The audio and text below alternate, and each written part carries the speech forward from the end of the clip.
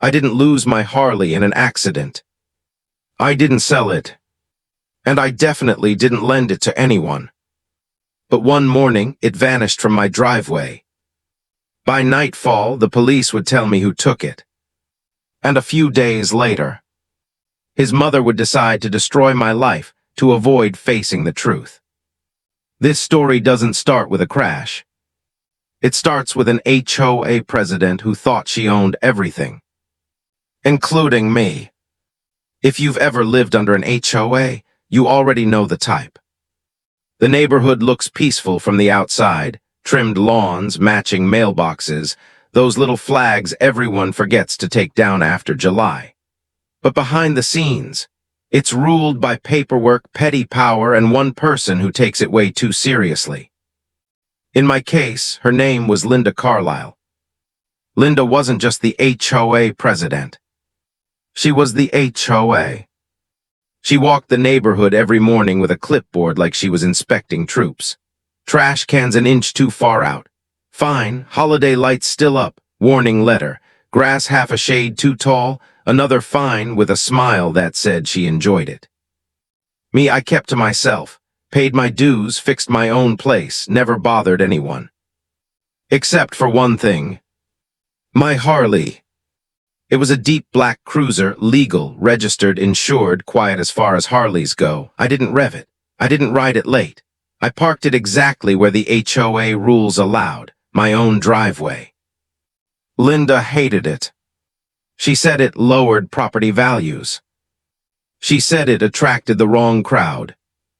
Once, she even suggested motorcycles were a gateway lifestyle. I laughed that one off. But Linda didn't laugh. She sent letters, then emails, then warnings, then fines that made absolutely no sense. One citation claimed my bike was a commercial vehicle. Another accused me of improper visual obstruction. I appealed every single one and won. That made things worse. Because people like Linda don't hate losing money.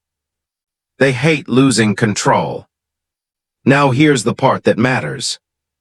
Linda had a son. Mid-20s, lived with her, always angry, always staring at my bike whenever he walked past, the kind of look that lingered just a little too long. I noticed it. I ignored it. Big mistake. One Friday night, I parked the Harley, locked the bars, covered it, and went inside. Nothing unusual, no noise, no alarms, no warnings. The next morning, I stepped outside with my coffee, and my driveway was empty. No cover, no tire marks, no broken lock, just bare concrete and a weird sinking feeling in my chest. My first thought, the HOA towed it. That wouldn't have been the first time Linda tried something shady. I called the towing company the HOA used. Nothing. Called the HOA office. Straight to voicemail. When Linda finally answered, her voice was calm, too calm. "Oh," she said, "the association didn't authorize any tow. Are you sure you parked it correctly?" That's when I knew something was wrong. Because Linda wasn't smug. She wasn't threatening. She sounded relieved. I hung up and called the police to report it stolen. They told me an officer would come by later that afternoon. But before anyone arrived, I noticed Linda standing across the street, watching my driveway. Not with anger, not with satisfaction, with fear. And that was the moment I realized this wasn't about HOA rules anymore. Something had already gone terribly wrong. The police haven't even arrived yet, and Linda already looks like she knows something I don't. The police officer showed up about an hour later. He was calm, professional, the kind of guy who's delivered bad news enough times to know not to rush it. He asked for my name, my ID, and then glanced at the empty driveway like he was confirming something already written down. "You reported a stolen motorcycle," he said. "Yeah," I replied. "Black Harley was right there last night." He nodded and pulled out a small notebook, asked the usual questions when I last saw it, who had access, whether the keys were missing. I told him the truth. The keys were inside my house, always were. That's when his partner arrived. And that's when the tone shifted. They exchanged a look, subtle, but I caught it. The kind of look that says this isn't just theft. "Sir," the first officer said, "we need you to understand something before we continue. Those are not words you ever want to hear from a cop." He explained that my bike had already been located. Not impounded. Not recovered. Located. It was several miles away, off a rural road outside town. And it had been involved in a serious accident. I felt my stomach drop. My first stupid thought was about the bike, the chrome, the paint, the months I'd spent working on it. Then reality caught up. "Was anyone hurt?" I asked. The officer paused. "There was one rider. I didn't know who it was yet, but I already knew it wasn't me." They asked me again about the keys. I told them again they were in a drawer in my kitchen. One of the officers asked if they could come inside and see. I said yes immediately. I had nothing to hide. While they checked, I noticed movement across the street. Linda's curtains twitched. She was watching. The officers found the keys exactly where I said they'd be. No scratches, no damage, no signs they'd been copied recently. That seemed to confirm something for them. When they stepped back outside, the senior officer finally said the words that explained everything, and somehow made it worse. The motorcycle was reported stolen earlier this morning, by the rider's family. I stared at him. Why would someone who stole it report it stolen? He hesitated. Because the rider didn't have permission to take it.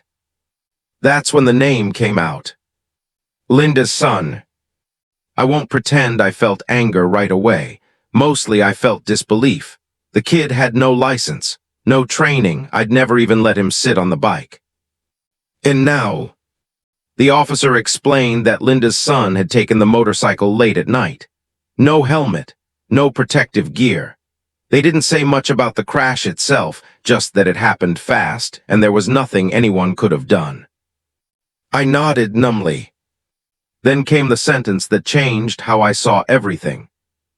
"You are not a suspect," the officer said. "This was a confirmed theft. You did nothing wrong." I should have felt relief. Instead, I felt dread. Because across the street, Linda had stepped outside. She wasn't crying. She wasn't yelling. She was staring straight at me, eyes locked, jaw tight, like she was already rewriting the story in her head. That night, word spread through the neighborhood faster than any HOA notice ever had. People stopped waving. Doors closed when I walked by. Whispers followed me down the sidewalk. By morning, someone had left a note on my door. It didn't say sorry. It didn't say we understand. It said, "This is your fault." And that was before Linda made her next move. By the end of the week, Linda wouldn't just blame me, she'd take me to court. I thought the nightmare had stopped when the police confirmed I wasn't a suspect. I was wrong. By Tuesday morning, a thick envelope was waiting at my door, stamped official, heavy, the kind of envelope you only see in movies. I tore it open. Inside was a summons. Linda Carlisle versus me, wrongful death. I blinked, reread it, blinked again. Wrongful death, me, the victim, her son. My mind raced. How could she possibly? The Harley was stolen, the police had confirmed it, my keys hadn't moved, I had witnesses, I had evidence, I had the law on my side. But apparently, that didn't matter to Linda. By the time I finished reading, a flood of emotions hit me all at once. Disbelief, anger, and yes, a little fear. She wasn't just blaming me, she was trying to ruin me. And she had the HOA behind her. That was the part that made my blood run cold. The HOA board was supposed to enforce rules, not play personal vendettas. But Linda had trained them well. Every meeting, every vote, every whispered phone call in the neighborhood, it was like watching a shadow army of adults ready to back her no matter what. So while I was still trying to process the absurdity, Linda did what she always did best: escalate. She sent letters to the neighbors, emails, flyers, even a text chain in our community app accusing me of recklessness and provoking tragedy. She painted herself as the grieving mother wronged by a careless homeowner. And everyone bought it. Well, almost everyone. A few neighbors reached out quietly. "We know it wasn't your fault," they'd whisper. "Don't let her get to you." Their support was comforting, but it didn't drown out the tension growing across the street. I spent that night digging through everything I had. Text messages, security footage, emails, anything that could prove the truth. And the more I looked, the more I realized Linda had underestimated me. I had proof her son took the bike without permission. I had timestamps, photos, and a neighbor who saw him leaving my driveway. And the kicker, Linda knew he took it. She warned him against getting caught, but she didn't tell me or the police. This wasn't grief talking. This was calculated manipulation. The next morning, the process server showed up at my door again. She handed me more papers, this time HOA fines for supposed obstruction hazards in my driveway. I looked at the list. There were citations I had never seen before. I laughed nervously. I couldn't help it. It was absurd. They were trying to punish me for a crime I didn't commit, a tragedy I had nothing to do with, and for owning my property legally. By the time I got off the phone with my lawyer, I knew one thing for certain. I couldn't fight this quietly. I had to prepare. Evidence, witnesses, every shred of proof. I had to turn the tables, because if I didn't, Linda wouldn't just take my motorcycle. She would try to take everything else, too. And she would do it with a smile. That's when my lawyer dropped the final bomb. "You're going to court in 2 weeks, he said. 2 weeks. 2 weeks to gather a mountain of evidence against a woman who controlled the neighborhood, the HOA, and had no problem bending the law to suit her vendetta. I hung up, heart pounding. I knew one thing: if I survived this, it wouldn't just be a victory for me, it would be a message. You don't mess with someone's life and get away with it.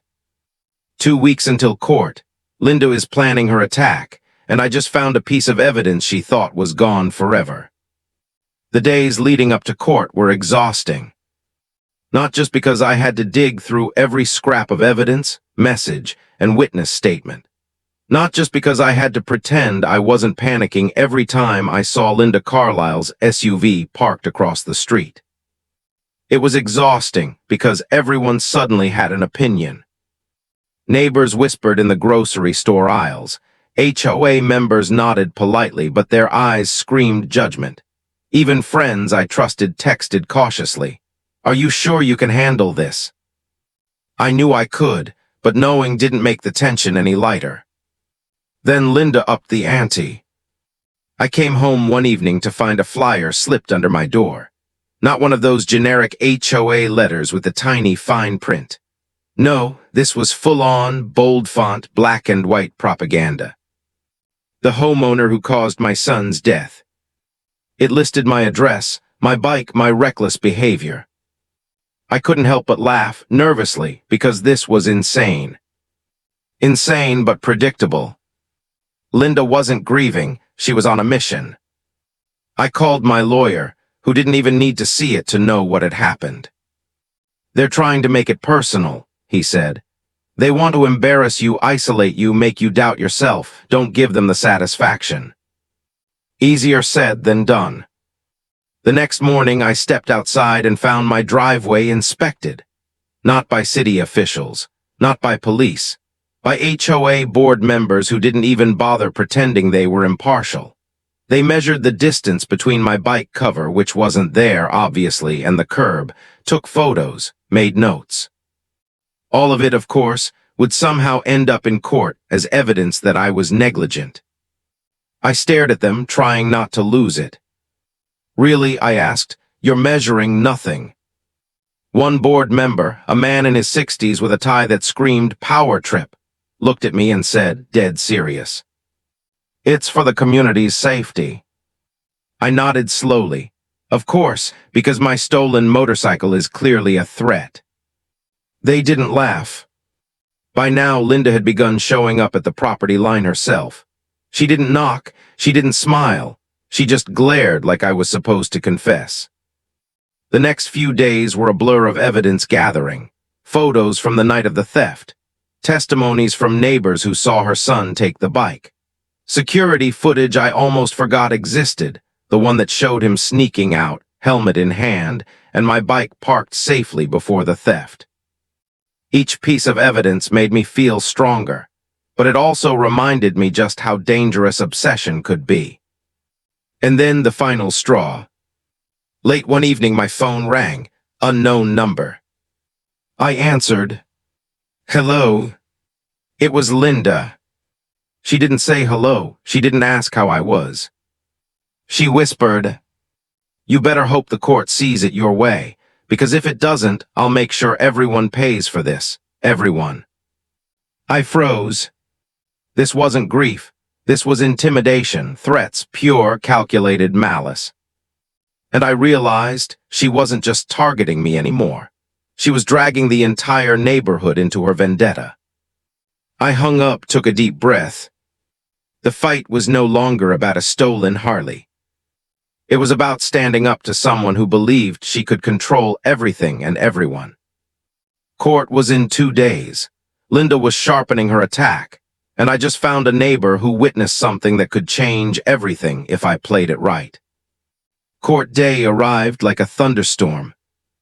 I woke up early, heart pounding, trying to convince myself that this wasn't the end of the world. That somehow, evidence, logic, and the truth would win. It was hard to focus when every neighbor who saw me drive past the community looked like they were judging me. I swear I caught Linda's eye from across the street, smug as ever, already imagining her victory. Inside the courtroom, everything smelled like intimidation. Polished wood, the faint aroma of coffee from the court clerk, and fear, the kind that makes your palms sweat even when you've done nothing wrong. Linda sat front and center, perfectly composed, her son's absence a shield she wielded like a weapon. Beside her, her lawyer had that smirk that tells you they're playing for drama, not truth. Then I realized something. I had my own lawyer. And more importantly, I had the evidence Linda thought she'd buried. The proceedings started. Linda's lawyer opened with the story of the grieving mother and the careless homeowner. Every word dripping with accusation, painting me as reckless, negligent, and indirectly responsible for a death I had nothing to do with. I clenched my fists under the table. Every time I blinked, I saw her smirk. Every time she breathed, I felt like she was daring me to break. Then my lawyer stood, calm, precise, relentless. He laid out the timeline. Keys never left my possession. Harley stolen without permission. Witness statements confirming her son took it. Security footage proving her son's actions. He didn't just present facts. He painted a picture of Linda's manipulation, her control over the HOA, and the way she weaponized grief to intimidate me. I watched Linda's face as the evidence unfolded. First, a flicker of surprise, then tension, then panic. She hadn't expected me to fight back. I almost smiled. But the best part was yet to come.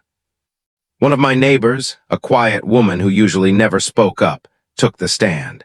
She described seeing Linda's son take the bike. The officer who first came to my house confirmed the stolen property report. Each statement was like a hammer pounding against the flimsy narrative Linda tried to build. By mid-morning, the courtroom atmosphere shifted. Murmurs started spreading. The judge, who had been patient but stern, leaned forward, listened intently, scrutinized every document, every date, every text. Linda's confidence began to crack. I saw it in the subtle way she shifted in her seat, the slight trembling of her hands, the quick breath she tried to hide. And then came the moment I had been waiting for. My lawyer revealed the piece of evidence Linda had thought was gone forever. The text messages she sent her son warning him to hide the theft. Messages showing she knew the bike was taken and did nothing to prevent it. The courtroom went silent. Even the bailiff paused. Even the judge's pen stopped moving. Linda's face went pale. She looked like she had been caught mid-lie. And that's when she realized something truly terrifying. Her attempt to control the story had failed. Linda thought she could bully the court like she bullied the neighborhood. But now, with her own words exposed, she was about to face consequences she never imagined. By the time Part 6 starts, the courtroom was quiet, tense, like the air itself was holding its breath. Linda Carlisle had no idea what hit her. Her son, stolen Harley, had been the spark, but my evidence was the wildfire. It started with the text messages my lawyer had pulled. Linda telling her son to be careful and don't get caught. Messages showing she knew he took the bike, knew he was unlicensed, knew he was reckless, and did nothing. Then came the neighbor testimony. Ms. Green, who I'd almost forgotten about, stepped up. She was soft-spoken but precise. She described seeing him leave my driveway at 11:42 p.m., helmet in hand, bike already running. She remembered the exact moment because her cat had darted across the yard and startled her. Little details, my lawyer explained, matter in court, and each one chipped away at Linda's carefully constructed narrative. Next came the security footage. One short clip, maybe 20 seconds long, but it told the story better than any letter, lawyer, or flyer could. Her son taking my Harley, looking back nervously at the house, then speeding off down the street, no one else around. The courtroom murmured as it played. Even the judge leaned forward, studying every frame.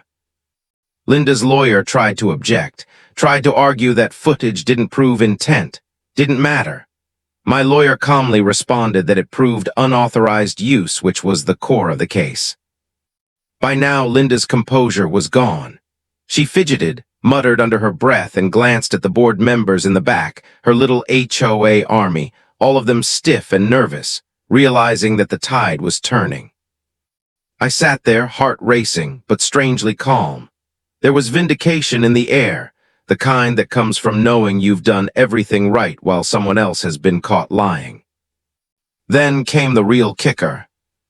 A document my lawyer had uncovered buried deep in the HOA emails. An internal note from Linda herself, dated weeks before the crash, where she chastised her son for risking the neighborhood's reputation by even touching my Harley. Not only did it show she knew he took the bike, it proved she had been monitoring me all along. Watching, waiting, preparing to use this tragedy as a weapon. The judge paused when my lawyer presented it. That pause lasted long enough for Linda to realize her strategy had collapsed. Her HOA supporters shuffled uncomfortably in their seats. No one spoke, no one dared. Finally, the judge looked directly at her. "Ms. Carlisle," he said, calm but firm, "this document raises serious questions about your credibility." She opened her mouth, closed it, opened it again, but no words came out. The courtroom was silent, except for the soft shuffle of papers and my own steady breathing. For the first time, I saw the real woman behind the facade of power and control. Fear, panic, the realization that she couldn't manipulate this situation anymore, that her vendetta, all her petty HOA rules, all her flyers, all her accusations had failed. And I knew it wasn't over yet. Because now she was going to try something desperate, something reckless, something that could backfire spectacularly. Linda's lies were exposed. Her HOA army was shaken, and she was about to make a move that would change the game in ways no one in the courtroom expected, including me. By the time the trial reached its 7th day, the courtroom felt like a powder keg. Linda Carlisle had tried everything: emotional pleas, dramatic pauses, attempts to paint me as reckless. She even brought in a neighbor expert to testify that motorcycles were inherently dangerous, but nothing stuck. Because every time she spoke, my evidence, the texts, the footage, the eyewitness accounts, kept coming back like a hammer. That day, my lawyer had a surprise. He found a new piece of evidence that Linda never expected anyone to see. It was a personal journal entry from her own son. One sentence written just days before the theft. "I know Mom will protect me no matter what. I can take it, write it, crash it, and she'll blame the world, not me." The courtroom went quiet the moment my lawyer read it aloud. Linda's face turned white.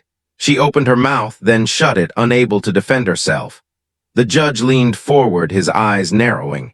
Even the bailiff stopped typing notes.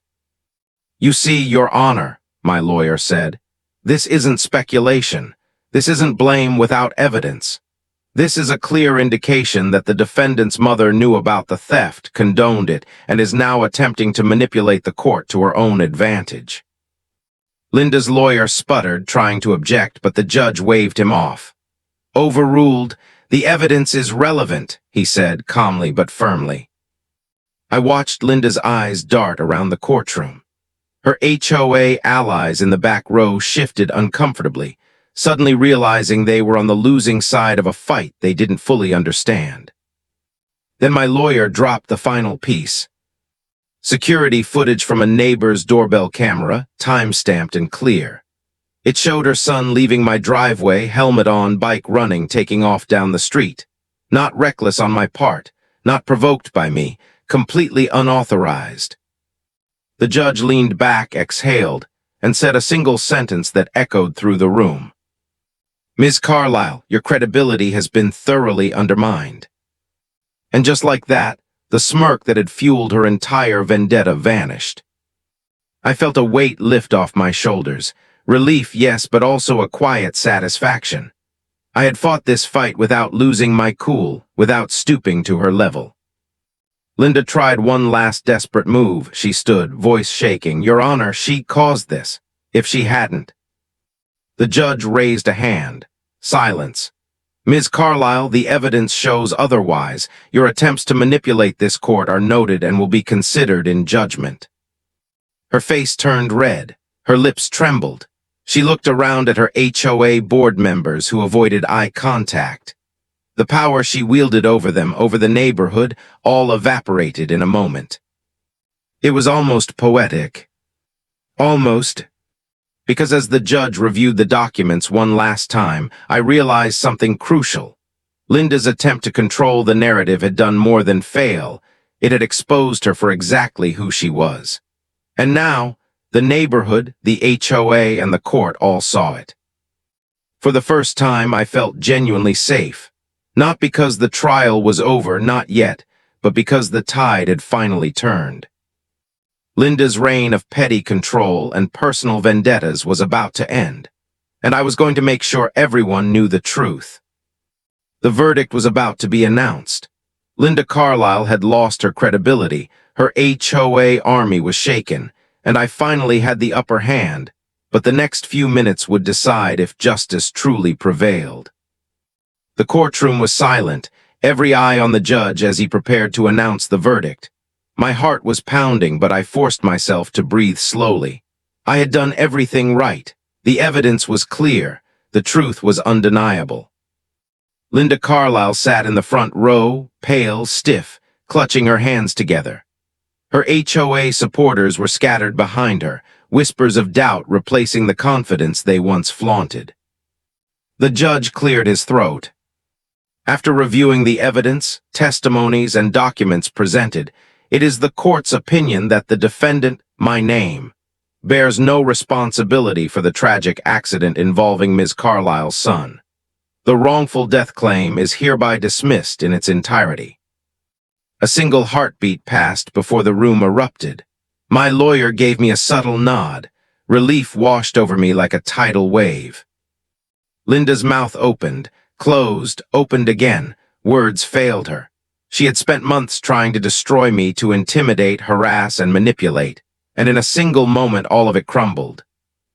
The judge continued. Furthermore, the court recognizes the attempts to manipulate and harass the defendant, including the misuse of HOA authority. The court orders Ms. Carlyle to cover all legal fees incurred by the defendant. I almost laughed out loud, not out of cruelty but sheer satisfaction. Justice wasn't just served, it was delivered with interest. After the court session ended, I walked out into the sunlight, breathing deeply. Freedom never felt so good. The neighborhood looked different somehow, lighter, less oppressive. And for the first time in months, I felt safe in my own driveway. Linda Carlisle didn't vanish quietly. No, she continued to fume and complain, but her power had evaporated.